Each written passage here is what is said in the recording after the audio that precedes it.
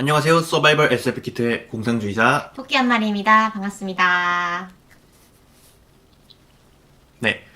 오늘은 단신 준비했고요. 일단은 근황 토크 같은 거라도 해볼까요? 그냥 토크. 네. 네, 좋습니다. 어떻게 평소에 뭐 하셨어요? 어떤 거 보셨나요? 저는 요즘 일을 좀 열심히 했고, PT를 했습니다. PT를 요즘 하고 있고요. 그래서 3대 운동을 좀 기초부터 다시 배우고자 PT를 하고 있고요. 그래서 스쿼트랑 벤치프레스랑 이제 오늘 데드리프트도 정복을 시작을 했습니다.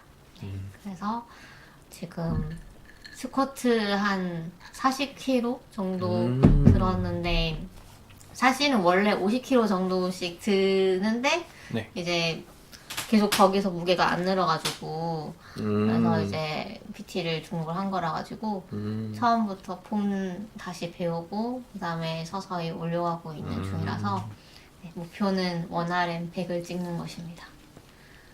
원RM은 한 번. 한 번에 들 수 한 번 있는 반복. 네, 음. 그런 최대 중량을 뜻합니다. 들고 내려놓는 것까지 해야 되는 거죠? 이게 또 다르죠? 뭐 그냥 때문에요? 내려놓는 것도 있고, 데드리프트는 그냥 내려놓지 않던가요? 데드리프트는 그냥 내려놓죠. 그냥 네, 떨어뜨리는, 떨어뜨려도 되죠. 스쿼트는 내렸다가 올라갔다 네, 하는 네, 거잖아요. 그렇죠. 저는 그거 읽었어요. 어둠의 속도.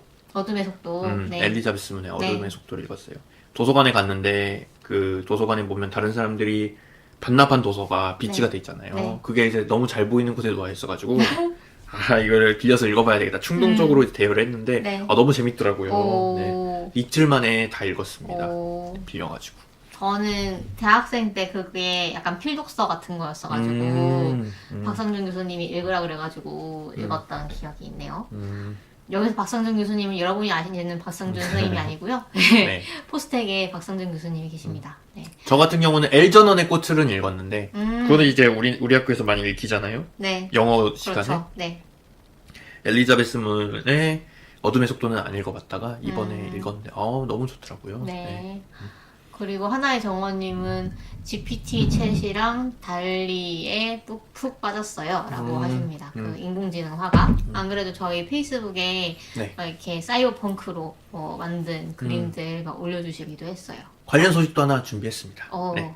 다음 기대하겠습니다. 주에 아마 올라가긴 할 것 같은데 이번 네. 주에는 네. 소설 신작 위주로 준비를 했고요. 그럼 한번 출발해 보도록 하겠습니다. 네. 잔류 인구도 재밌다고 방금 나유진님이 말씀하시네요. 같은 작가의 책이죠? 그렇구나. 네. 설정이 안 바뀌네요. 네, 됐습니다. 됐구나. 네. 네, 됐네요. 네. 일단 댓글 소개는 다음 주에 하도록 하겠고요. 그런가요? 네. 네. 소설이 좀 더 분량이 많은 것 같아서 네. 신작 소설 먼저 말씀드릴게요. 네. 아이스라는 책입니다. 오호. 애나 캐번 작가의 책이고, 아이스는 얼음의 아이스인가요? 네, 얼음의 아이스고, 네. 저는 처음 들어보긴 했는데 굉장히 좀 유명한 책이고, 좀 고전으로 오호. 읽히는 것 같더라고요. 네. 그래서 소개해 보니까 거의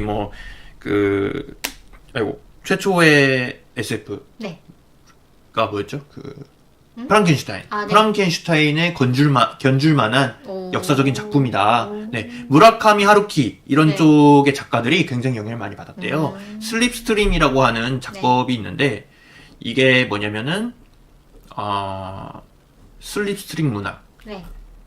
이게 독자들에게 낯선 관점에서 익숙한 광경이나 사물을 마주하는데 타자성을 유발하는 작품을 네. 이제 슬립스트림이라고 하는데 이것의 어떤 최초로 이것을 좀 고안한 사람이다. 그런 문학이다. 네. 그럼 인지적 소외랑 비슷한 개념이에요? 네, 비슷한 것 같아요. 네. 인지적 소외가 이제 네. 우리에게 낯선 것을 좀 낯설지 않은 방식으로 보여줘가지고 낯설게 하기라고 네, 많이 네. 불리는 거죠. 네. 네. 그래서 요거는 보니까 얼음이 맞고요. 네. 얼음 속에서 갇힌 어떤 인물, 네. 등장 인물의 성별과 이름조차 지어지지 않은 어떤 인물의 어떤 모험 이야기인 것 같습니다. 네. 네.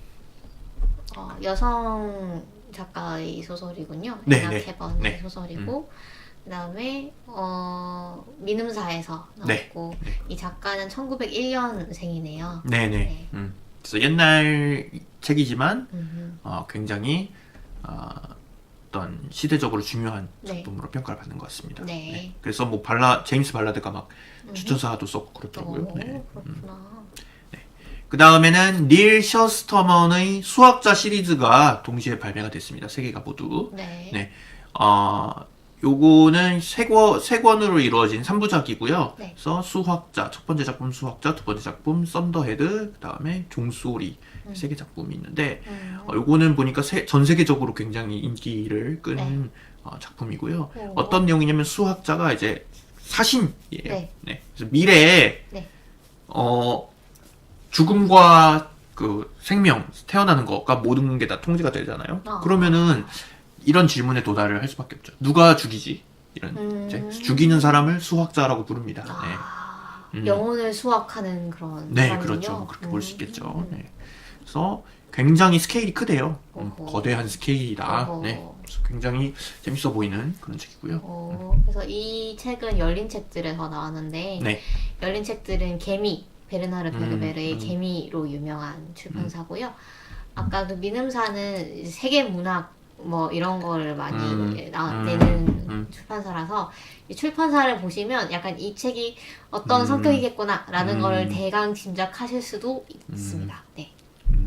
예를 들어 요거는 고전. 그렇죠. 민음사에서 나온 책은 약간 고전적인 그런 네. 작품이고 그다음에 열린 책들에서 나온 거는 좀 약간 좀 대중적인 네, 뭐 그런 좀 작품? 더 재밌을 것 같은. 네, 재밌을 그런 것 네. 재밌을 것 같은. 재밌을 것 같은. 네. 네. 그리고 이수연 작가님이 또 네. 번역을 네. 하셨네요. 네. 네. 그 다음에는 심환선 작가님의 SF 평론 집이라고 해야 되나요? 오. 네, 나왔습니다. SF와 함께라면 어디든 네. 이라는 책인데 요게 보니까 두 번째 심환선 작가님의 두 번째 책인 것 같더라고요. 오. 비평서로서는. 너무 기대되네요. 네네. 그리고 보니까 한국 SF에 대해서 굉장히 조망을 많이 하시는 것 같아요. 소개를 보니까. 네. 네. 한국 SF에 대해서 사실 좀 뭐랄까 좀 정리된 느낌이 좀 아직은 없는 것 같다는 생각이 들어요. 네. 한국 SF는 뭔가 뭐 이런 것들 그런 부분에 대해서 좀 초점을 맞추는 것 같아서 굉장히 재밌을 것 같고 네. 그 외에도 좀 그 컨템포러리한 뭐라 그러죠? 동시대적인 그런 네. SF에 대한 어떤 내용들도 많이 들어가 있을 것 같습니다. 네. 음흠. 그리고 또 좀 더 SF에 낯선 사람들한테도 좀 더 친숙하게 좀 네. 다가가시려고 하는 것 같아요. 그래서 독자가 작품을 통해 몸과 마음으로 느낄 흥미에 좀 초점을 맞춘다. 그래서 약간 그 저희 옛날에 다뤘던 SF의 뭐 역사, 정의, 이론 이런 것들보다는 좀 SF가 재밌는 이유는 뭘까? 이런 느낌으로 좀 초점을 맞추시는 게 아닐까 싶습니다. 네. 안 그래도 제가 요즘 SF 비평 스터디를 하고 있는데 네. 같이 이제 SF 평론, 뭐 비평 이런 것들을 읽고 스터디를 하는 건데 약간 왜 소설이 신춘문예가 있는 것처럼 평론도 신춘문예가 있더라고요. 그래서 거기에서 등단을 한 분의 이제 평론 같은 걸 읽었는데 너무 어려운 거예요. 오. 진짜 철학 뭐 이런 개념에 대해서는 이미 빠삭해야 이걸 이해할 수 있을 정도의 예, 그런 이제 비평이어서 비평이라면 이렇게 해야 되는 건가? 약간 그런 생각도 들고 했는데 저는 그래도 좀 더 대중에게 다가갈 수 있는 그런 평론을 좀 더 좋아하는 것 같아가지고 심한선 작가님의 이런 책이 그리고 비평이 너무 소중하고 좀 읽고 싶네요. 근데 비평하시는 분들도 보니까 나이에 따라서 또 많이 갈린다고 하더라고요. 나이에 따라서요. 옛날에 비평하시던 분은 네. 비평 같은 거 하면은 서론, 본론, 결론 구조 딱 맞춰서 해야 돼. 막 이런 것들도 있고 하더라고요. 네. 그리고 뭐 심사하실 때도 네. 이 심사위원이 뭐 어떤 분이고 이런 것도 많이 영향받는다고 하더라고요. 그 홍덕구 선생님이 그런 네네. 얘기 해주셨어요. 어. 홍덕구 선생님이 저희 소통과 공론 연구소에서 일하시는 그 네. 연구원분이잖아요. 네네. 네, 그분이 그런 얘기 많이 해주셨어요. 어허. 그 다음은 네. 김창규 작가님의 단편집, 요거 굉장히 좀 오. 기다리시던 분들이 맞아요. 많을 것 같아요. 네. 네.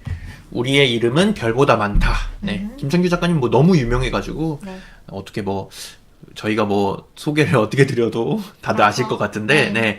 김창규 작가님 번역도 굉장히 많이 하셨더라고요. 번역도 맞아요. 많이 하시고. 유로맨서라는 책을 아주 네. 그 사이버펑크의 고전인 그 책을 번역을 하셨고요. 네. 그다음에 뭐 여름으로 가는 문. 그것도 그렇죠. 있고, 네. 김창규 작가님의 이제 작품으로는 뭐 삼사라라든가 이런 작품들이 있죠. 네. 그리고 요거는 이제 단편집입니다. 김창규 작가님 굉장히 오래 전부터 활동을 해오셨고, 네. 우리나라 SF의 뭐 살아있는 기둥이다. 이렇게 말씀 그렇죠. 들으시고. 거의 그러잖아요. 1세대라고 네. 하면은 보통 꼽는 이제 김보영 작가님이랑 좀 비슷한 시대에 듀나 작가님, 뭐, 그쵸. 네, 시작하신 김창규 작가님, 분이죠. 김보영 네. 작가님, 뭐, 네.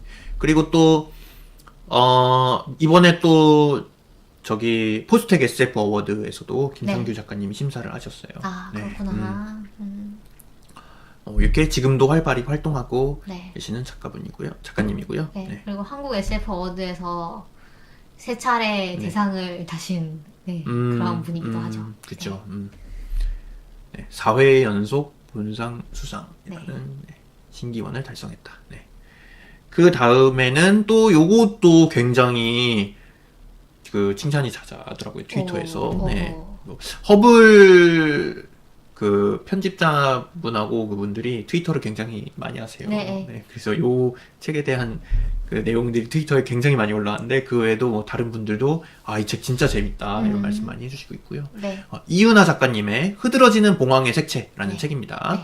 이윤아 작가님은 나인폭스 갬빗으로 많이 알고 계실 것 같아요. 네. 네. 근데 이거는 이제 단편집으로 나왔고요.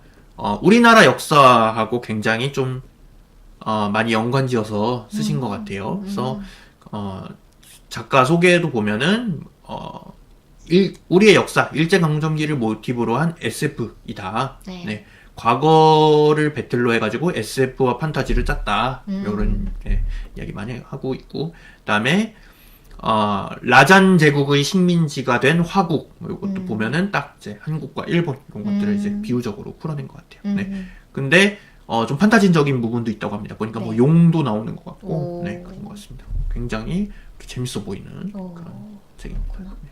그리고 저는 이번에 찾아보면서 처음 알았는데 네. 이윤아 작가님이 트랜스 남성이시라고 네, 하더라고요. 네.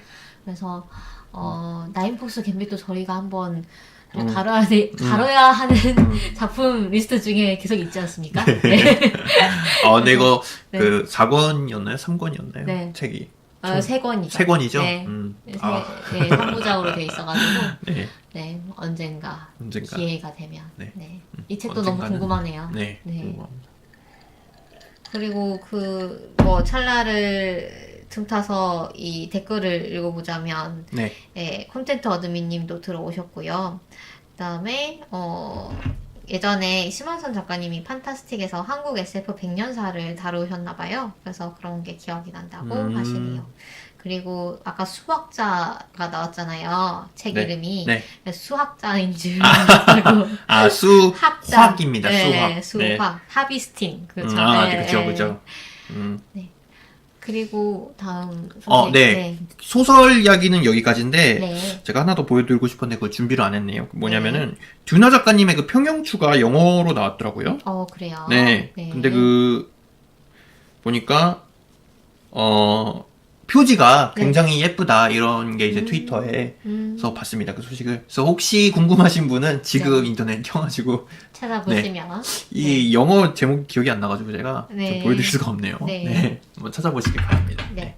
오늘 소설 소식은 여기까지고요. 네. 다음에는 제가 뭐 드라마, 영화, 네. 게임 그 외에 여러 가지 뉴스, 그다음에 네. 덧글까지 네. 해가지고 준비해 보겠습니다. 알겠습니다. 네. 그러면 저희 좀 시간이 남는 것 같은데 네. 네, 제가 근황 토크를 좀 더 해도 되나요? 네, 그러시죠. 네. 네. 요즘 저 니어 오토마타를 하고 있습니다. 네, 니어 오토마타를 네. 하고 있고 저희 전환을 다시 할까요? 네, 네. 그래서 니어 오토마타 게임을 하고 있는데 요즘 마침 니어 오토마타 애니메이션이 나오고 있어요. 네, 그래서 애니메이션 보니까 뭔가 좀 아쉽긴 한데요. 그러니까 정말 게임 그대로를 좀 옮겨놓은 듯한 느낌이에요. OST도 그대로 쓰고요. 성우도 그대로 쓰고요. 연출도 거의 그대로 가고요. 그래서 게임을 안 하신 분들이라면 이거를 그 애니메이션을 보면서 충분히 이제 스토리를 이해할 수 있을 만한 그런 정도의 연출이고 퀄리티이긴 한데 워낙에 게임이 잘 만들어졌다 보니까 아마 애니메이션으로만 접하시는 분들도 충분히 좀 그 매력에 빠질 수 있지 않을까라는 생각이 들고요. 근데 게임에서는 이제 분기가 막 여러 개 있잖아요. 그래서 그 중에 이제 한 분기를 정해가지고 아마 애니메이션화를 하기도 하고 엔딩 다른 중에 하나. 다른 엔딩들도 좀 소개를 하는 것 같아요. 그래서 그런 부분들 좀 아기자기하게 좀 만든 것 같습니다. 그래서 그 부분과 그다음에 그래서 이 애니메이션 완결 나고 저도 게임을 다 클리어하면 지금 이제 한 번 딱 끝까지 갔다가 이제 2회차 하고 있거든요. 2회차를 해야 사실은 진엔딩을 볼 수가 있어가지고 2회차 하고 있는데 다 하면은 저희가 또 한번 다뤄보면 좋을 것 같습니다. 니어 오토마타가 또 뭐 황당한 엔딩 이런 것도 있기로 또 유명하잖아요. 그렇죠. 네, 중간에 막 죽었는데 알고 보니까 그게 엔딩이었고 뭐 이런 것도 있더라고요. 네. 자기 전원 끄기 뭐 이런 엔딩도 네, 있던 뭐 거. 자폭하기 엔딩 뭐 이런 것도 있고 그 다음에 니어 오토마타가 어떤 게임인지를 모르시는 분들을 위해서 잠깐 설명을 드리자면 옛날에 한번 아마 말씀하신 적이 있긴 한 것 같아요. 네, 가끔 보셨을 거예요. 안대를 하고 눈을 가린 이제 은발의 안드로이드들이 싸우는 그런 내용입니다. 그런데 슈팅 액션 게임이죠. 약간 그게 여러 가지가 혼합돼 있어요. 네, 처음에 슈팅 액션 게임으로 시작을 해서 약간 오락실에서 보면 이제 전투기 가지고 이제 계속 폭탄이 네, 나오는데 네. 막 피하고 막 이런 것도 있잖아요. 탐막 액션 뭐 이런 것도 들어있고요. 그 다음에 그냥 어드벤처 약간 썰기 뭐 이런 거 이렇게 무쌍류 같은 그런 느낌도 있고요. 그래서 제가 원하는 대로 사실 즐길 수 있는 그런 설계가 잘 되어 있는 게임이기도 하고요. 그래서 이 안드로이드들이 이제 기계 생명체에 대항해서 싸우는데 과연 이 세계는 어떻게 이루어져 있고 어떤 비밀이 숨겨져 있는가 뭐 이런 것들을 점점 밝혀내는 재미가 있는 게임입니다. 그리고 요즘 또 보고 있는 게 애니메이션이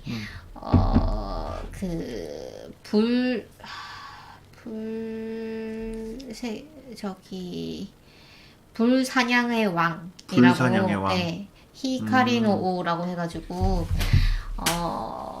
약간 12국기라던가 정령의 수호자 같은 류의 그런 판타지를 좋아하시는 분이라면 분명히 좋아하실 만한 그런 애니메이션이에요.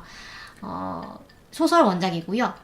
그 다음에 약간 동양풍 판타지이고, 그 다음에 감독이 무려 오시 마모루가 이제 감독은 아닌데 연출이랑 뭐 이렇게 그 애니메이션 제작진을 다 꾸렸어요. 그래서 오시 마모루의 테이스트가 많이 들어가 있고 음악도 그 카와이 켄지 그 공각기동대 음악 맡았던 그분이 맡으셨고 그래서 대단히 좀 그림체도 되게 극화체고 그래서 되게 진지하게 만든 애니메이션인데 설정이 되게 재밌어요.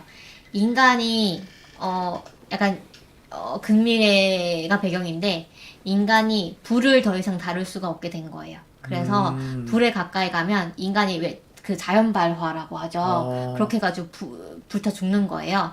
그러면은 불을 쓰는 예를 들면 증기기관이라던가 불을 쓰는 문명이라던가 이런 것들이 다 쇠퇴하게 되는 거죠. 그래서 근데 인류가 불을 안 쓰는 문명이란 게 있나요? 지구에? 그래서 그게 한번 엄청 쇠퇴가 됐다가 살아남은 소수의 사람들이 이게 약간 판타지 세계관인 건데 숲에 사는 연마라는 이제 괴물들이 있습니다. 그 괴물을 잡으면 연마에서 약간 기름 같은 게 나오는데 이게 불을 대신할 수 있는 에너지원이에요. 그래서 이것은 불이랑은 다르게 근데 불이랑 다른데 열을 낼 수가 있고 빛을 낼 수가 있고 이걸 가지고 이제 증기기관 같은 것도 만들 수가 있고 네. 그래서 근데 이게 이제 발견된 지 얼마 안 됐다 보니까 사람들이 이거를 어떻게 써야 될지를 아직 연구하고 있는 중이에요. 연구하는 중이고 그 다음에 근데 이제 숲에 이 연마들이 사는데 연마들이 엄청나게 이제 흉포하고 사람을 막 물어 죽여요. 그래서 이제 마을들이 다 고립돼가지고 살고 있고 그 마을 사이를 연결하는 어떤 약간 기차 같은 차가 막 이렇게 지나다니면서 이 마을을 연결하는 그런 설정의 애니메이션입니다. 네, 그래서 되게 재밌게 보고 있어요. 네. 12국기는 신간이 국내에 발매됐다고 하네요. 아, 12국기 신간이 저는 일본어판으로 샀었거든요. 근데 국내 발간됐다니까 너무 기대가 되는데요. 아, 네. 저희 다뤘던 만화 있잖아요. 주부, 프로그래머 주부 나오는 우주를 가다. 아, 네. 그게 보니까 3권이 또 나왔더라고요, 우리나라에. 네. 그 소식도 있습니다. 오, 그것도 너무 재밌었는데. 네. 네. 이북으로 지금 네. 보실 수 있는 것 같아요. 네. 오. 아, 콩당콩님 그 12국기 소식 알려주셔서 감사합니다. 예전에 저 12국기 다 샀거든요. 나온 것까지는. 근데 그 포스터 같은 거 되게 진짜 퀄리티 좋은 포스터 같은 걸 사은품으로 주더라고요. 그래서 이번에도 어떤 굿즈를 줄지 기대가 되기도 합니다. 제 근황도 뭐 네. 또 더 말씀드리면은 네. 티스토리에 글 썼던 것도 하나 올렸어요. 아, 네. 그래서 그것도 보실 수가 있고, 최근에도 뭐 여러 가지 막 써보고 있습니다. 지금 쓰고 있는 거는 그 쌍곡면이라고, 네. 우리가 지구에 사는 세계는 구면이잖아요. 네. 그래서 우리가 평면에서는 원이 커지면 네. 반지름이 그에 비례해서 커지잖아요. 네. 반지름이 2파이 r이니까 네. r이 선형적으로 증가하면 네. 둘레도 선형적으로 증가하잖아요. 네. 근데 구면에서는 안 그렇거든요, 사실. 구면에서는 일정한 네. 점점 처음에는 선형적이었다가, 왜냐면 국소적으로 봤을 때 평면이니까. 아, 네. 네. 그런데 반지름이 커지면 커질수록 그 증가하는 정도가 점점 줄어들어요. 요렇게 되는 거예요, 함수가. 구면에서는. 네. 그래가지고 그 반지름이 엄청나게 커지면 둘레는 오히려 줄어들기 시작하잖아요. 오. 그렇죠? 근데 쌍곡면에서는 지수적으로 증가하거든요. 네. 반지름이 증가하면 지수적으로 이렇게 폭발하면서 증가하거든요. 네. 그런 세계에 대한 이제 이야기를 써보고 있습니다. 아. 판타지하고 막 섞어가지고 이런 오. 세계에 사는 과학자들은 무슨 생각을 할까, 이런 아. 내용으로. 약간 그 테드 창의 왜 그 천장 뚫고 가가지고 네. 땅으로 다시 나오는 그 이야기 있잖아요. 바빌론의 탑. 네네. 네. 그런 느낌인 것 같아요. 저는 오히려 네. 플랫랜드인가? 아, 그것도 네네. 생각이 근데 나요. 그거하고는 좀 다를 거예요. 플랜드는 너무 단순하고. 그렇구나. 네. 그러면 저희 이제 여기서 마무리하고 다음 단시는 다음 주에 또 다뤄보도록 하겠습니다. 여러분, 저희 방송은 팟빵, 팟캐스트, 팟빵이랑 팟캐스트랑 그다음에 흐름드 살롱에서 네. 들으실 수가 있고요. 유튜브에서도 물론 들으실 수 있습니다. 네. 그리고 페이스북, 인스타그램, 트위터로 소통하고 있습니다. 네. 여러분, 그러면 다음 주에 만나도록 하죠. 다음 주에 만나요.